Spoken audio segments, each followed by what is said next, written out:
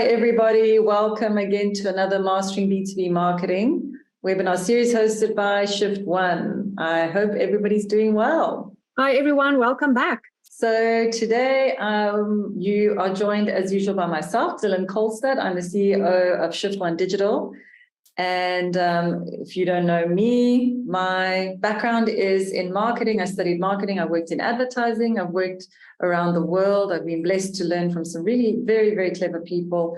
And I've been running Shift One with my business partner, Michael, for the last 12 years now. So I'm passionate about all things digital, and I love growing businesses using digital marketing and seeing results. Irma, do you want to introduce yourself? Hi, everybody. So I'm the COO of Digital Marketing Academy, which is a sister company of Shift One. So I love teaching. I love sharing knowledge. So I work with multiple agencies globally and multiple training companies globally. Or we train our clients, corporate teams, we train other agencies. And I have been in the industry for, can't remember how many years, but also different industries. So I'm very much into B2B marketing. And also, but teaching is my big passion. I'm hoping to share a few helpful tips with you today. Welcome, everyone. And Nomana, would you like to introduce yourself? Hi, everybody. My name is Nomana. I'm a digital marketer, and I am the Gen Z of the group for this whole conversation. I talk about all things thought leadership because that's where my expertise lies. Welcome, Nomana. Lovely to have you, and Irma as well. Okay, so very, very quickly, what we will be covering today is obviously we're going to be touching on what is thought leadership, who are thought leaders, some of the benefits of thought leadership, how to create thought leadership, and we're also going to take you through some of the LinkedIn updates, because I think thought leadership needs to be happening very predominantly on LinkedIn, because as always, we are using the B2B angle here in everything that we're doing. And does some thought leadership examples, and then obviously covering the question like, does it work? So I think there's a lot to cover, and as usual, we're going to be flying through this at a very, very fast pace, but all our webinars are recorded and you can catch up with them at any point on YouTube. So let's just kick off very, very quickly. What is thought leadership? I think there are a lot of people out there that just literally put anything out and call it thought leadership. At the end of the day, if I had to ask you, is thought leadership part of your strategy? How many of you would say yes? How many of you would say no? So let's actually put that out there. Maybe just drop in the chat. Tell me, are you doing thought leadership yet? Or not really? Or I'm not really sure what it is. That's why I'm here. So I think a lot of companies are doing thought leadership, and those who aren't yet are definitely thinking about it. So without any further ado, let's jump into what is thought leadership. So thought leadership is basically a very strategic approach where either individuals or organizations position themselves as experts and authorities within a specific industry. So it's all about offering insights, knowledge, and perspectives that influence and guide others in the field. So it's really sharing what you know and just presenting the expertise that you know, and really not just sitting on that and saying, that's my secret sauce, I'm not going to share it. So if we look at this quote here by Adam Grant, creating knowledge without sharing is elitism, sharing knowledge without creating is marketing, creating knowledge for the purpose of sharing is thought leadership. So basically, that's really what it's about. It's about having a whole bunch of knowledge and sharing it creatively, with the purpose of learning. You actually want to educate and help. I think that's really what drives me, is always, how can I help? How can we help our customers succeed? How can you help your customers succeed? And that's why we're going to come back to our awesome target marketing table and our personas, which we love so much, because if you understand your audiences, you can identify what their needs are, and then you can help them succeed by creating great content to help them succeed. So without any further ado, where am I? I'm jumping around. Okay, so thought leadership is the delivery of authentic and genuine content that uses expertise, insight, and experience of the author with a goal of sharing that wisdom. I think we know that now.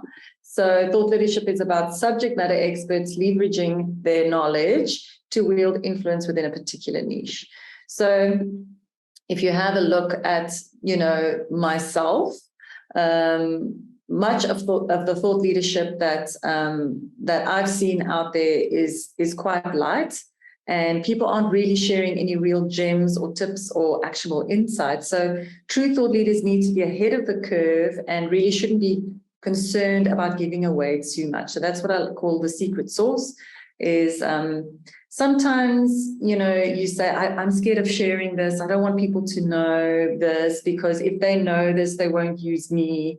And there might be some people out there who are going to take that stance. So if you're walking in the flea market, I always use this example. If you're walking in the flea market and you see something there and you think, I can make that myself, how often do you actually go away and make it yourself? So there are people out there in the audience, even listening to this, who say, I don't need Shift One Digital. I don't need Digital Marketing Academy to teach me how to do it. I'm going to go and do this myself. And that's fantastic. I'm glad you are here. Welcome. Enjoy the video. You're not our customer. So it's the same for you. When I'm trying to sell that little chair at the flea market, or that little painted box or whatever I'm trying to sell at the flea market, the people who go home and say, I'm going to make it myself, they're not my customer. I'm trying to find that 10% or 6% that are like, I don't have time to make this. I've got the money. I'm going to buy it. That's your customer. So never focus on the people who are going to go and do it themselves. They were never going to buy from you anyway. These are you're looking for the people who don't have the time and they don't have the expertise, and they just know that they'd rather pay an expert to do it. That is your customer. That's where you present your expertise and your knowledge. And then you grow more customers. And in any case, let's be honest, how many people actually do make the thing? They don't make the thing. I mean, I've had it myself, walking through the flea market thinking, I'm going to make that, and then you just never make it. So rather get an expert to do it for you. So what is thought leadership? It's all about sharing inspirational, research-driven content that drives change and creates educational value. And I think that's the emphasis, is good research, and then, add your insights onto it. So thought leadership, it's very strategic, and I think the main thing about it is, your content should drive change. It should be educational. You maybe want to explore some trends, but it's always very, very much based on research. And then some of it's just an opinion piece and a commentary. But the very heavyweight stuff really has been very well researched, and is coming from a statement of fact, and usually has a lot of numbers in it. That's a good place to start, I think. So if you look here at Benjamin Horowitz, he's an American businessman and investor and tech entrepreneur, and he says that you did something in your past to solve a hard problem, learned something, and not a whole lot of people know it. So that's really, really what it's about. So present yourself as that expert. So Nomana, I'm going to ask you to talk us through who are thought leaders. Thank you very much, Dylan. So who are thought leaders? So thought leaders are knowledgeable experts who inspire and influence others with, I'm going to push this, unique ideas. That's what differentiates you from everybody else. You drive change, you inspirational, and you influential. Okay, so we're just going to go to the best thought leaders are defined as experts in their field. Those experts could be your CEOs, your consultants, your authors, anybody who has, as Dylan has, drilled in content or valuable insight that you find valuable, can be positioned as a thought leader. They have strong opinions. They have experience in this field because they're experts. They have knowledge. And this is very important, transparency. Thought leaders are people that companies can use so they can build trust with people, because people don't buy from brands, people buy from people. So transparency is also a very large key point of it. And a desire to share their wisdom with other people. I always think about them as, in my head, imagery, as the lecturer that knows everything. And once you speak to them, you don't want to leave their lecture room because they know their stuff and they draw you in and they inspire you to drive change. Okay, I'm going to talk about the benefits of thought leadership. So I'm going to hit 3 main points. The benefits of thought leadership helps you with reputation, credibility, opens up opportunity for collaboration. So think about it this way. If the person that you want to work with doesn't add value and doesn't have a level of expertise, you're not going to want to collaborate with them. So that thought leadership helps you build and grow your circle in the means of collaboration. And you also have influence and impact in your specific industry. So I'm going to look at this chart. So how are marketers benefiting from thought leadership? We spoke about how being a thought leader can help you increase collaboration and all of that. But we marketers, right? So we want to know, what does it do for us when it comes to numbers? So it helps web traffic, as you can just see the stats there in that graph, increases web traffic, leads, media mentions, email subscriber, because people are now seeing this person who's an expert and they're interested. So now it ties back to your company, because if I'm going to use Dylan as a great example. When Dylan speaks, look at her, she's beautiful, has a beautiful voice. When Dylan speaks and she imparts her years of knowledge and her experiences, I'm interested in understanding, okay, let me hear more about Shifton, let me hear more about these services, because it's backed by an expert. So yeah, it increases your trustworthiness, credibility, and obviously we love money, sales. So I'm gonna go to the next. So let's just go to all those great ones. The next slide. So thought leadership, great content, bringing it out there, giving it to the people, positioning yourself as an expert in the subject matter that you are well known for. And this is a real life example of Gary Stangel, the founder and president of Venturea. And they say that as a result of my thought leadership on women entrepreneurs and entrepreneurial funding, I have gotten clients. In other cases, clients haven't needed to check my reference because they know what I stood for. Thought leadership pushes your credibility out there. If I see your content online and I'm blown away and I'm interested and I see that you know what you're speaking about, when you pitch something, it gives you, the brand, the power to have that trust built with your clients or potential clients. So I'm going to go to the next slide. The long-term benefit of thought leadership. It's going to be separated into 3 phases for you. The early stages, you have more inbound inquiries and more shortlisting. Again, it goes back to credibility, it goes back to trust. When clients seek out people to solve their problems, they need to trust that you can deliver, they need to trust that you're an expert, and they're willing to pay for that information and that expertise. So in the early stages, you have more, as I said, more inquiries, more shortlisting. In the middle stages, you have faster sales cycles, higher close rates, and bigger deals. If you ever tried to close a sales deal, people are pretty much challenging you, right? If you've ever been in a meeting and you're trying to close a deal, people are challenging because they want to know, is my money going to the right causes? Is this person going to deliver on their promise? And if you are a thought leader, you can position yourself and get the trust and credibility. So I'm not going to ask you a lot of questions because I already know, you know your stuff. And the last stage, the end stage, stage 3, increased customer loyalty and higher lifetime value.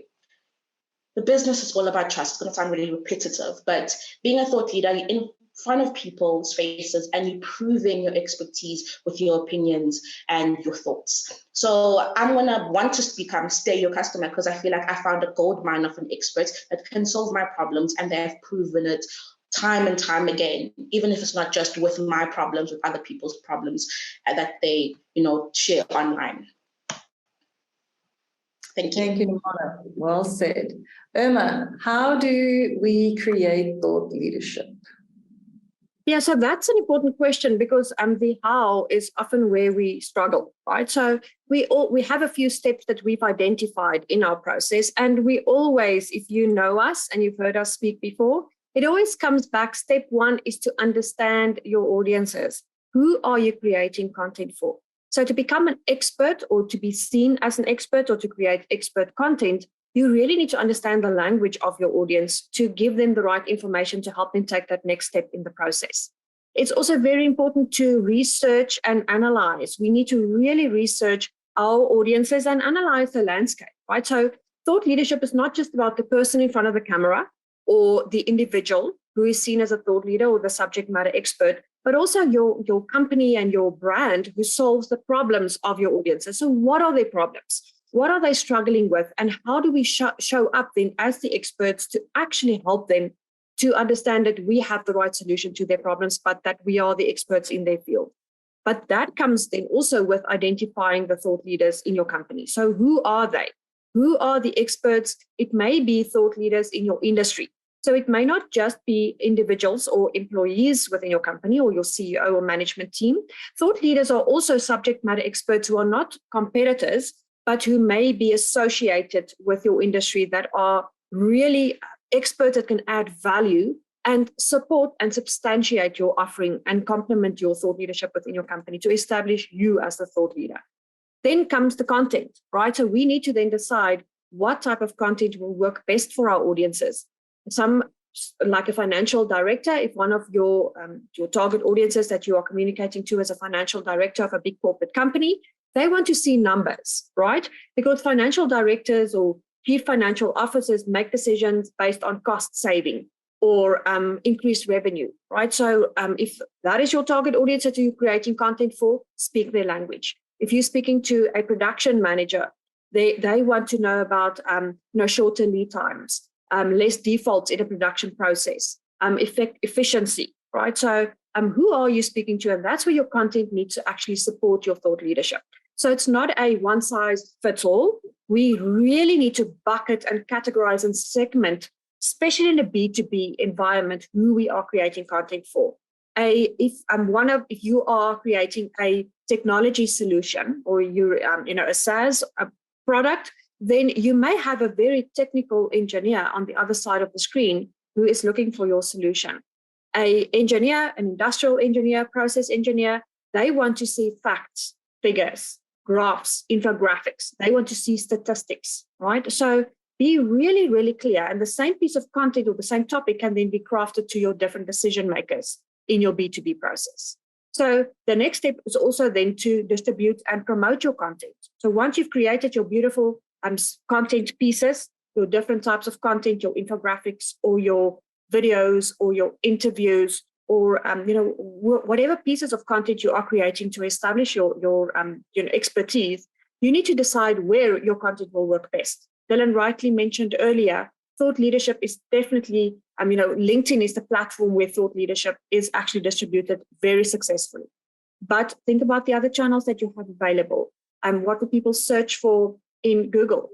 What do you need to publish on YouTube, and where do you need to focus your efforts? So the distribution is just as important as the content you create, because it doesn't help you create massive amounts of content and publish them on Facebook, but your decision makers are not active on Facebook looking for your solution. So also then the next step is to measure. We always preach this in our webinars: measure, measure, measure. What we don't measure, we don't know. And we can only craft the right content once we can analyze and see what resonates with our audiences and what doesn't. So that brings us back to our personas once again. We love talking about personas, and we loved this grid that we have on the screen. Is a really fantastic tool to help us understand these people that we are creating content for and that we need to show up to as the thought leaders and experts. Who are they? What is the size of the businesses that they are in? A decision maker of $100 billion corporation makes decisions differently to a enterprise that has 100 million rand turnover in a year or dollar turnover in a year. So the size of the company, the message, and the channels where you distribute your content on is very important. But think about the job title. As I said earlier, a chief financial officer compared to a legal compliance officer will have different key performance indicators in terms of their role. They need different things from your solution. They have different needs from your solution. So talk to their needs in your message and distribute them on the channels where they are active. So just a reminder, we've spoken about our persona document in depth, but having a visible summary of this person on the other side of the screen that you are creating content for helps to keep your content focused. It helps to put a visualization in terms of who am I speaking to? Who do I need to show up to as the expert? So take some time We've spoken about our personas a lot in previous sessions, but this is a fantastically valuable document. Make sure that you have yours visible to your different teams creating content. So also then in terms of researching and analyzing, I'm going to hand you over to Dylan from this step to just talk to you about, I'm sorry, that's still my one, right? Where we need to analyze and research is where do we find out what people are talking about and the type of content they need and want? You need to be doing research. Don't just scroll mindlessly through LinkedIn. You need to actively do some social listening on those platforms. Look at the questions people ask in communities and forums. What are the discussion points? Stay up to date with industry publications, associations that are, the authorities in your industry. Look at trade publications, sign up to different, publications and magazines and journals, and look at reports that are published.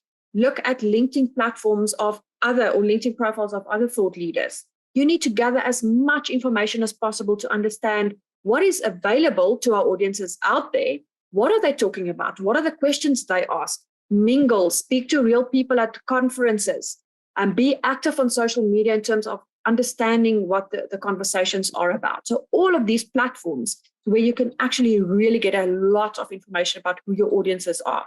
And that is the next step that Dylan's going to talk about in terms of identifying your thought leaders. How do we identify them? So Dylan, please take us through identifying the thought leaders. Yes, thank you, Emma. So a lot of in a lot of cases, we start with the CEO. It's kind of like a band, the rock band. Who's the face of the band? So I often, when I sit with the client, I'll say, who's the face of your band? And sometimes, like you look at Coldplay and they've got Chris Martin and he's the face of the band. But also sometimes it's kind of very, very shared. All the members of the band want to stand out and the CEO doesn't want to pop out. And he actually doesn't want to be very, very front of camera. In which case we say, okay, what about your senior management? And then we also say, okay, what about your subject matter experts? So looking at your CEOs and your senior management, that is usually the where your thought leadership is coming from, using their voice. As Namana said, people buy from people. That's why thought leadership is powerful, because what you're doing is you're saying, I have these thoughts, work with me if you also agree with what I'm saying. Because brands are made up of people, and a brand is, at the end of the day, it is your people. Your people are your brand. So at the end of the day, if you're hiring very good people and they're taking your brand and your knowledge further, it's great to give them also a bit of a soapbox to stand on. And in growing their knowledge and sharing their knowledge, you grow your footprint and the company shares. And everybody shares. It's a win-win situation. It's kind of, it's employee advocacy, sharing their thought leadership at the end of the day. So, you could also partner with other subject matter experts, either from within your company. You could partner with external, influencers. We've spoken in previous webinars about B2B influencers, and that is definitely something that you could do. So you could obviously just get a freelancer to come and write some content for you. At the end of the day, you can do that as well. But I think the preferred way is to work with senior management and your subject matter experts. So if I looked here at, just a few examples of thought leaders that, some of these you may recognize or not recognize. It's very, very important that you identify thought leaders that align with your brand and your values. So even if they're staff members, if they're partying at night and posting drunken fall down pictures on their Facebook, they're not going to be they're not in alignment for you potentially, unless that's your brand and that's what you're about. So make sure before you collaborate with anybody, whether they're internal or external, that they really do align with your brand and values. There's nothing worse than growing a thought leader, growing their audience, and then they say something that brings you and your company into ill repute. So it is important that you do have your internal social media policies in place, and you can reach out to us if you don't have that in place. But they need to have strong opinions and innovative ideas and concepts. So they need to have a radical take. Often when we're sitting with our clients and they let us sit and talk to the experts, we then understand, this is what's trending. This is the customer pain point. And often these subject matter experts don't have time to write the article. So we interview the article out of them. We'll go away and write it up. We'll present them back. Is this what you're saying? It's in your voice. It's your thoughts. Literally, we've just written it for you. And it's a fresh take on this angle or this customer need. So, but they do need to share their industry knowledge and expertise. And they need to have a little bit of experience with, speaking publicly or being prepared to speak publicly. And that is also a problem. A lot of our clients have said in the beginning, they don't like cameras. They don't want to be camera facing. They don't want to be public facing, in which case it's always podcasting, which is a little less intimidating, or simply let's just write articles about you. But eventually our customers usually like become comfortable with the camera in their face. And, it does help if your staff have a loyal following. So think about it this way. You sitting there watching this webinar, make sure that you are establishing yourself as a thought leader. No matter which industry you're working in, no matter what you're doing right now, you should be building a following. Because everywhere that you go and companies that you move to or what jobs that you change, whatever your career focus is in life, having a following that buy into what you're talking about, I think is very, very key. So make sure you know what your themes are, who your audience is, what are you talking about as a thought leader, and start growing your loyal following. So if you have a look, so don't ask me to pronounce her surname, but CEO of YouTube, and she's also got her own sort of channel where she speaks quite openly. We've got the CEO of N26, which is one of the first mobile banks out there. It's with German banking license. And this is the CEO or CGO, growth officer, who is very vocal and active and out there. So there are a lot of people who are doing it that I think you've seen as well in the real world. So step 4, you're going to go out and create content. So what type of thought leadership content should be created? And we have covered this in a little bit of detail, but let's go with articles and blogs. That's the easiest thing to do. You write something up, you put it out there. I think that's step 1. Video, we actually don't have enough people doing video. So that is, I think people have a bit of reading fatigue. We do have our readers out there in the world, but you definitely have a lot more viewers, people who prefer video content, especially if it's small micro snippets. There's space for short, powerful, helpful videos. There's also space for long, helpful videos. So I think it's about having a mix of all the different types of content, but definitely you need to be writing your blogs. It's the easiest and the best way to start. And then here's our process. We write a blog. So we interviewed the expert, we got the article, we've got an approved blog. Then the next thing we do is we put the camera in their face and we get them to summarize the article on camera. So now I've got a blog and a video on. So I've got YouTube content now that can rank in YouTube, and I've got a blog. And then I embed the video into the blog. So now for SEO, that's even better because Google loves embedded videos in blogs. And then I've got different assets I can send out. I can send out text snippets on my social platforms. I can send out links to the full blog. I can send out links to the video, snippets from the video. It just gives you so much more. Webinars also, not that many people are doing webinars. Some people have been doing it for a long time. Maybe you haven't even started with your webinar strategy. Definitely something to look into. White papers. If you're in a very technical space and you've done some research that you want to share, you can publish some ebooks. Podcasting, not that popular, but growing in popularity. And then obviously data visualizations, which I'm a big fan of. So those are some of the things that you could look into in terms of creating great content. You can look at your I love to create a theme for the month because it just gives us structure. I know it may sound like really basic, but I create a theme for the month for the whole year for our clients. And we then, we have a webinar about it. We write a blog about it. We create video about it. We make social media content about it. We send out an email newsletter about that. We might make a LinkedIn newsletter. So there's so much that you can do with, having your little structure and then just following your little plan at the end of the day. It's doing something is better than doing nothing, and doing something imperfectly, but good enough is sometimes better than never doing anything because it's not perfect. So just always bear that in mind. Because I've been talking so much, I'm going to ask Irma if you want to take over on this slide. Just struggling with that mute button there, right? So also what's very important when we create our content is to remember to align our content pieces to where our audiences are. Not everybody who sees your content for the first time will be ready to engage with your company or ask for an appointment or move forward and convert. So we need to, in our awareness stage, create general information that is very easily available. So we make our content easy to find on our websites, in our social platforms, on our landing pages, and in our blogs. But as we move our audiences down the funnel and create relationships with them, then we actually ask them to give us their details. So as they've now become aware of our content and they've become interested, and we move them to consideration, we then ask them to we create gated platforms where before they can download our ebooks, give us your email address first, because then we can start an email conversation together and build deeper relationships. So as we move our audiences through the funnel, we also create different types of content. People who are ready to make a decision and have shortlisted your company for a solution, they want comparisons, facts, spec sheets. They want pricing information.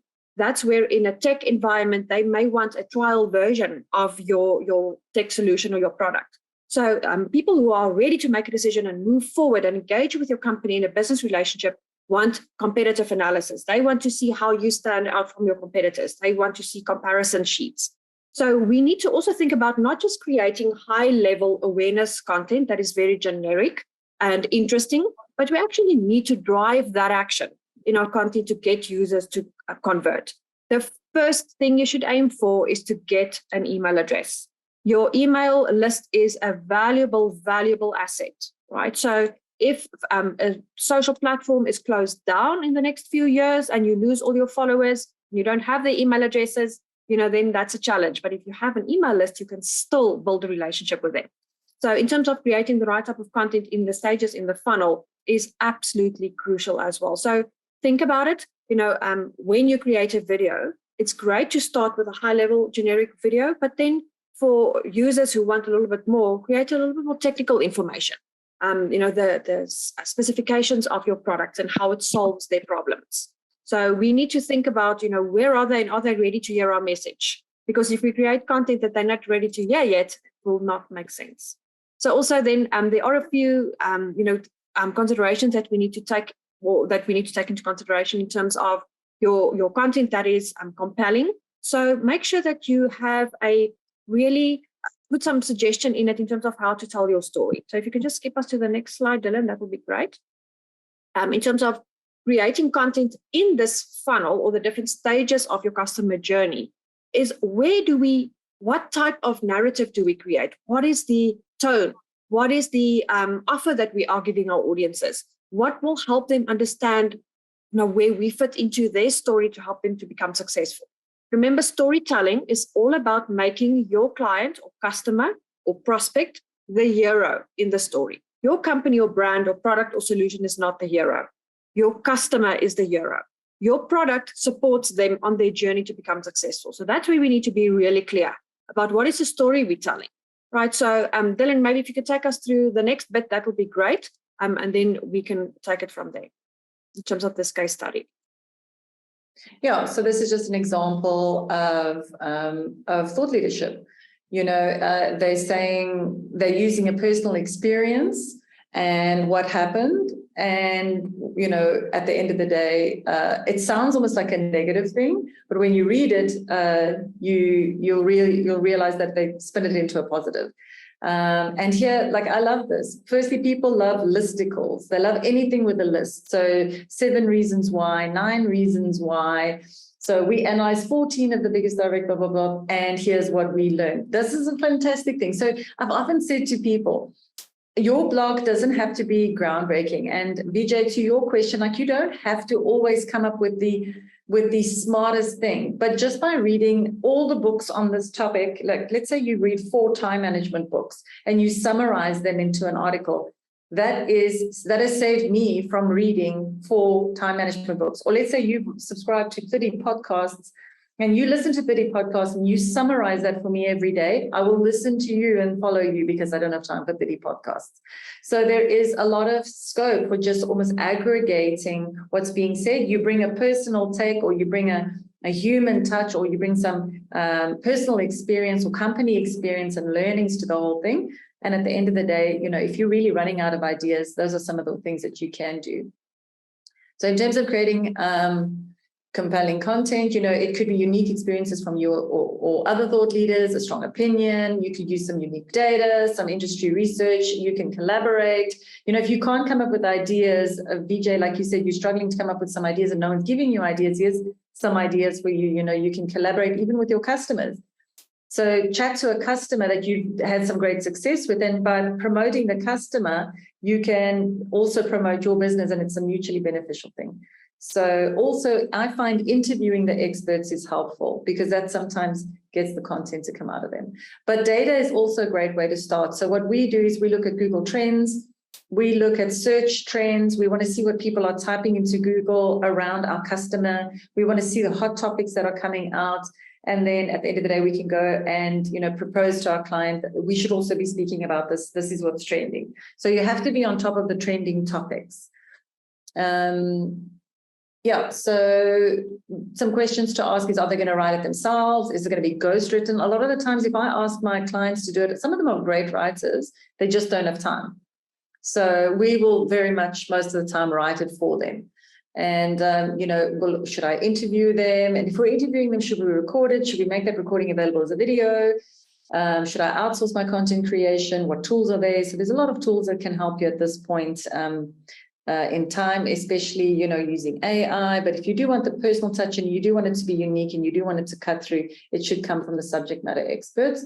Or from a market research survey that you ran. I'm a big fan of running a survey and turning that into an annual report.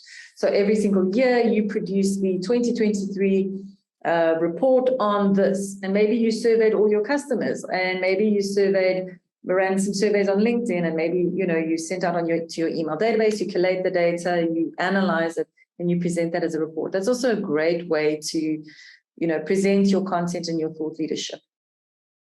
I'm going to ask Namana to talk about distributing and promoting content. Thanks, Dylan. Okay, so you can promote internally or external company channels. You can pitch to journalists, collaborate with non-competing brands. There's different ways as a marketer in the thought leadership space that you can really push or pull to have your content kind of spread out. So it's up to you. With my clients, we start internally. We start promoting internally. We work with their personal account. So it's an account that obviously the company will oversee. I think in the chat, someone spoke about not wanting to, you have this individual into a company and there may be like penalties around it. So the company kind of like oversees and looks over that personal channel. And then you have the company channel, and then you can start branching out and looking for partnership and looking for other people, like influencers, being brought onto other podcasts and as an expert, sharing your thoughts, and that can obviously grow your following and promote your content that you've put through. And the next slide. What results do you usually generate with your thought leadership content? People love hearing other people's opinions, especially if they're experts.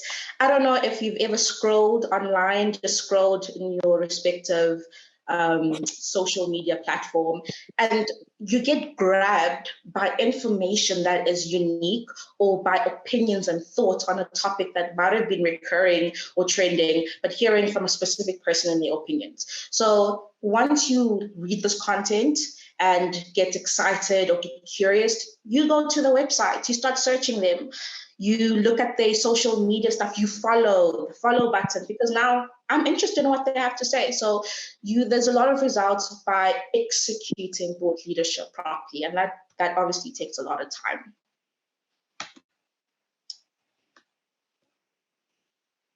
Okay.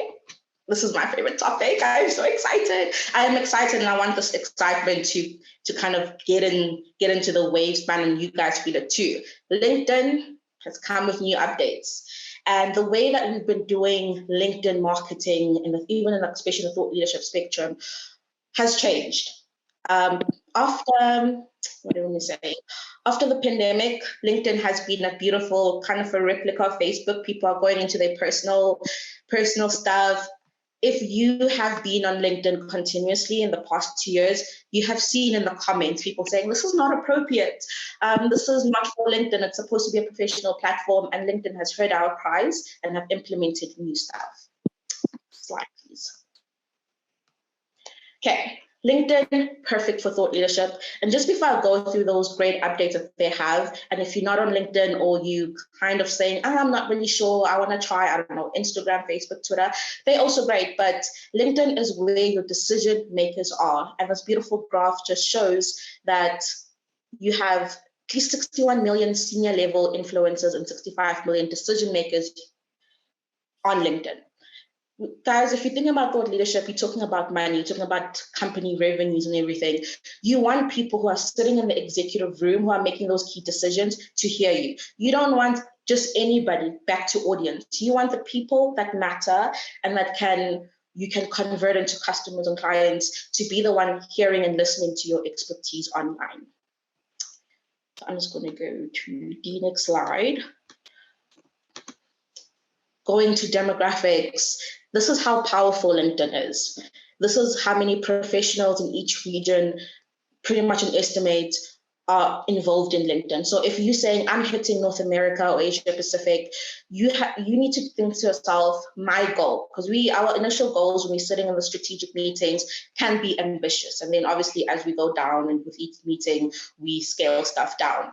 But if you're saying it's 230 people in Asia Pacific and LinkedIn has really great analytics and really great ways for you to see how many people in each region, if you play around with everything. So you're able to say 230 million people in Asia Pacific, and I'm looking at this specific region has 10 million, and there's about, 200,000 executives. Let me take 5% of them. And that's my goal for this next year or 2-year strategy. So LinkedIn is powerful and it's global. Now I'm going to the exciting part. So LinkedIn is trying to prevent mimicking Facebook. So we are talking about the algorithm is now really, really penetrating and just trying to see that, is your content valuable? And now we're at the point where in the past, the algorithm would just spread out your stuff, but now it's focusing on your followers. So back to audience, push your audience and your content will be given now more to your audience regarding reach. Next slide. Prioritizing informative contents. Dylan and Irma spoke about audience, spoke about planning, spoke about different type of content that you can bring out into the space. Now, LinkedIn is saying generic information won't fly under the algorithm anymore. So you can't just chat GPT it, slot it in, edit it a bit. We are looking for, well, LinkedIn is looking for knowledge and advice, something that we can't chat GPT. If I say I want Michael's or Jessica's input, you cannot chat GPT Jessica's input on chat GPT. So that's what LinkedIn is looking for, knowledge. So creators and marketers need to provide valuable content that contains knowledge and advice.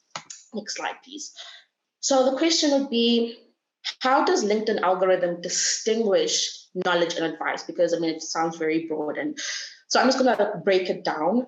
They want you to tailor your content for a targeted audience. Creator success now lies in sharing knowledge that benefits their target audience. So if in the past you were doing thought leadership and you were just saying, I'm just going to release this content just because I just need to release content out there, LinkedIn is now really, really eyeing that kind of content and would limit how many people see your posts if you do not start making sure that your content is aimed at a specific target audience. So back to that table that Irma love talking about because it is very essential. It may sound boring and repetitive, but when you're talking about bringing in results and making sure that you level up on LinkedIn, that target audience table is your step one.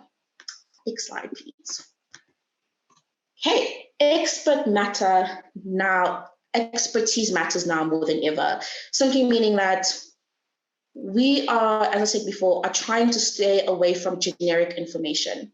Posting outside your expertise on LinkedIn will lead to you being limited. If your posts don't hold expert level value, LinkedIn will restrict your post reach. I feel like it's like a penalty for anybody who, if you've written your content plan already for September, go back to the drawing board, sit down. You need to make sure that whatever stuff you're releasing is valuable.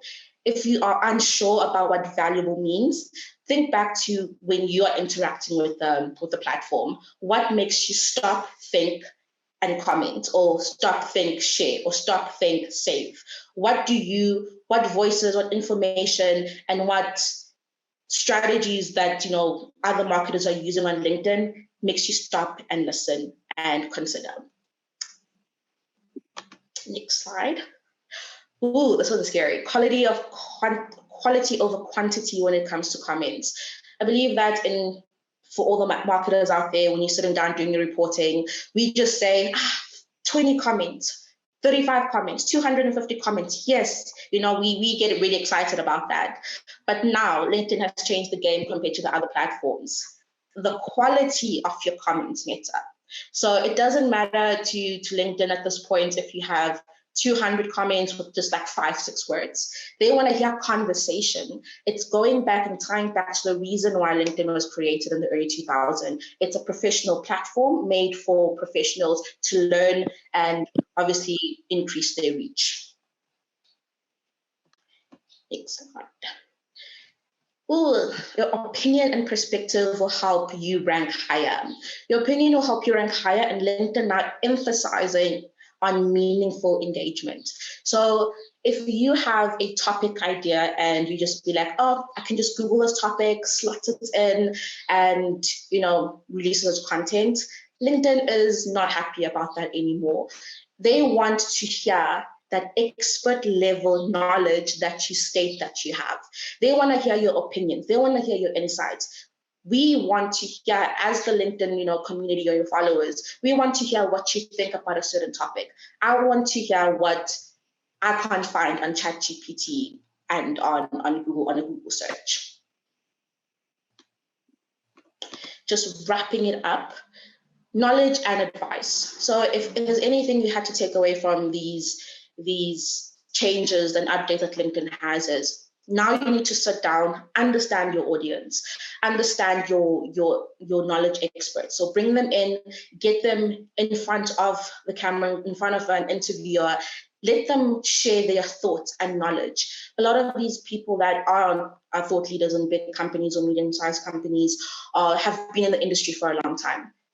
Let them share their knowledge. Let them integrate the current knowledge, the current information that they can get on ChatGPT or on Chrome or Google, and let them put in their insight. Let them share what they've been learning all this time. And that is how, as a marketer, we believe that the new direction of LinkedIn and thought leadership is going. Thank you. Thank you, Nomana. Very, very valid. Okay, so just very, very quickly, a few examples that we've shared in the past. Of creating video, writing articles, having everyone talk through what they're good at and what they know.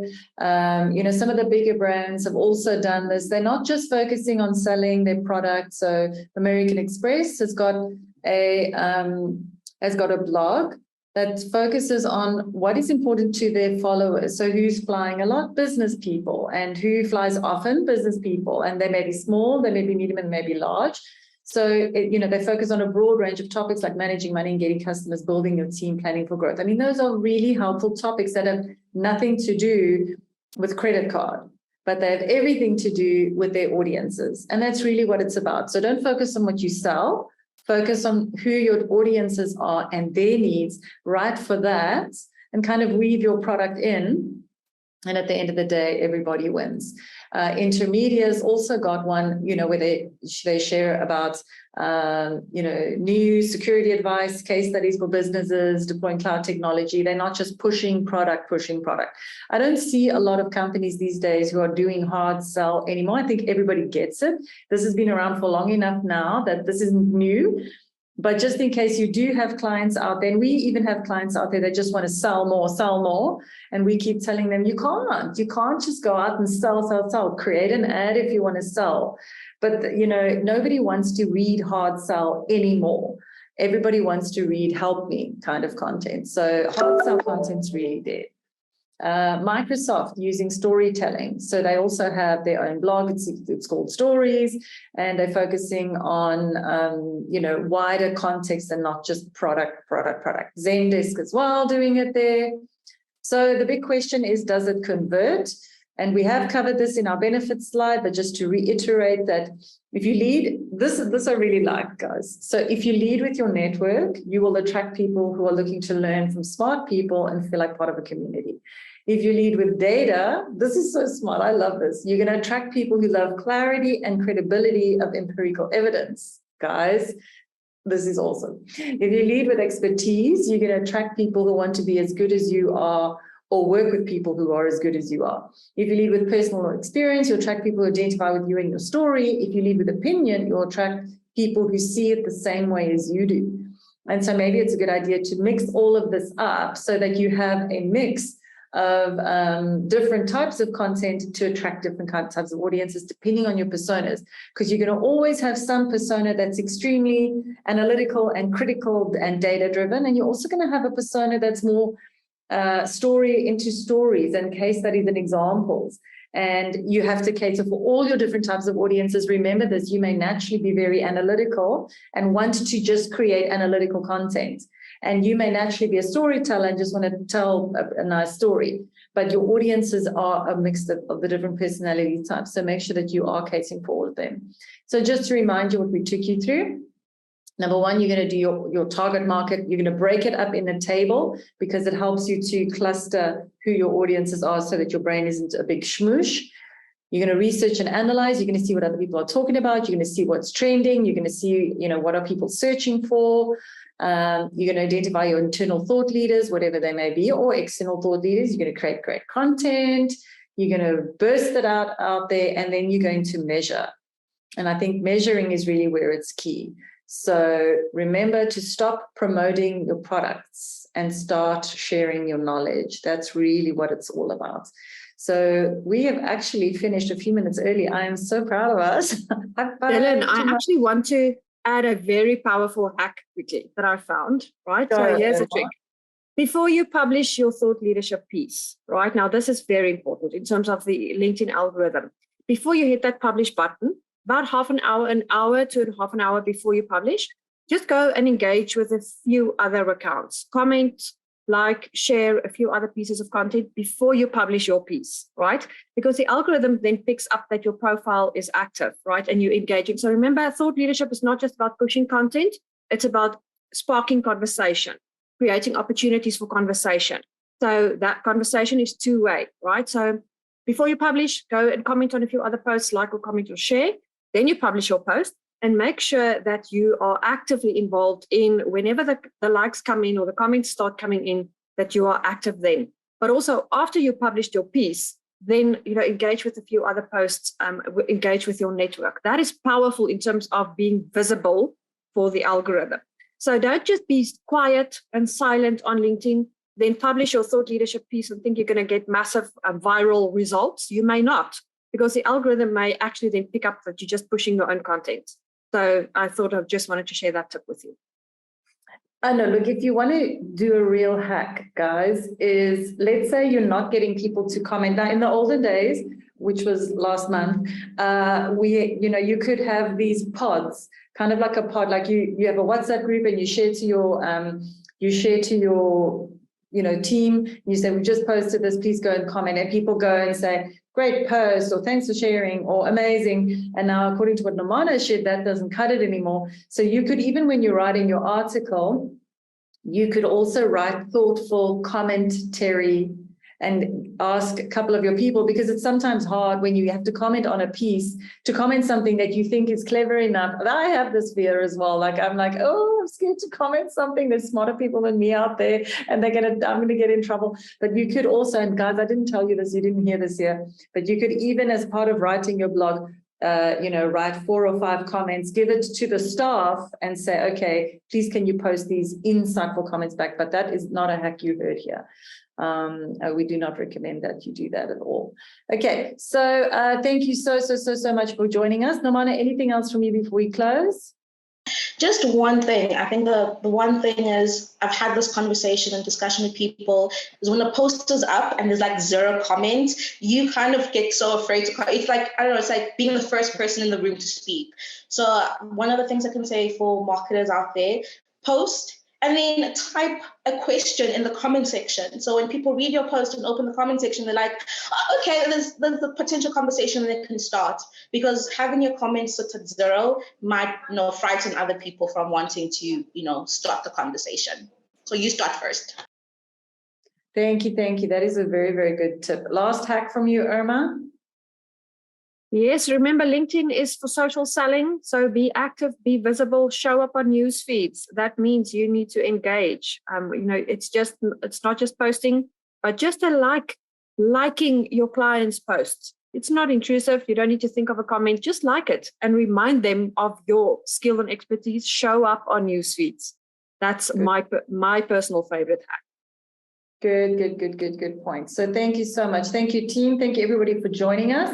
Remember that if you need any help with your digital marketing, from a marketing strategy, a messaging strategy, social media strategy, we are happy to run that with you. We're also happy to help you with your thought leadership. We are experts in B2B thought leadership, because in this day and age, everybody is saying, where are my leads? Where are my leads? And we're saying you cannot run lead gen without thought leadership. This builds trust. This helps this convert better. You must have the two together. Thought leadership along with lead generation means that you have a growing business. You can't have one without the other. So definitely come and talk to us about how we can grow your business. And if you want to do it yourself, Irma and the amazing team at the Digital Marketing Academy are standing by to train you on any of the hottest topics. But thank you so much for joining us, and we hope to see you at our next webinar. Please do send us any comments on social media if you have any other questions or topics you want us to cover. Have an awesome day and go out there and be great. Thank you, everybody. Bye. Thank you, everybody.